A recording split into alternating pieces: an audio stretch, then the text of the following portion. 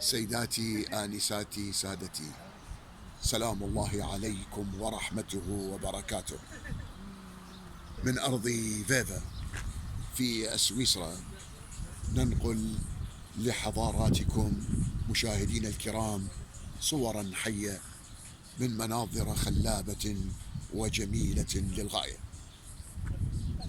لاحظ روعة الجمال وعصارته في سويسرا، هذه المنطقة الجميلة بسفوح جبالها الممتلئة بالغابات الخضراء وبتلك الغيوم الساحرة البيضاء التي تلتصق التصاقا وثيقا بهذه الجبال. يا لها من روعة جميلة. لاحظوا هذه المناظر وهذه الكنيسة القديمة بقبتها الذهبية تعود إلى القرن ال17. كنيسة قد بنيت في وسط هذا المحيط المزدحم بالأحراش والغابات. بجانبها على الجهة اليسرى محطة قطار قديمة مغلة في التاريخ، تركت حديثا لبناء أخرى من الجهة المقابلة لها.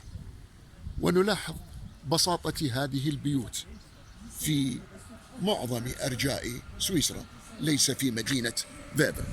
فالقطارات التي تنتقل بين هذه القرى تعطي لمسات فنية ورائعة وجميلة وتبدو ساحرة إلى حد ما. لاحظ عزيزي المشاهد روعة وسحر جمال الطبيعة، وعندما نقرب الكاميرا من الأعلى سوف نرى جمال الغيوم وسحرها وجمال الطبيعة بهذه الأشجار الباسقة الجميلة الخضراء.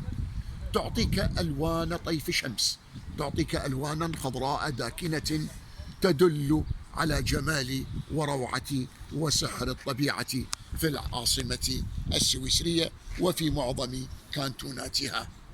هذه المدينة التي تسمى بمدينة فيفا، هذه قراها وهذه أزقتها وتلك شوارعها.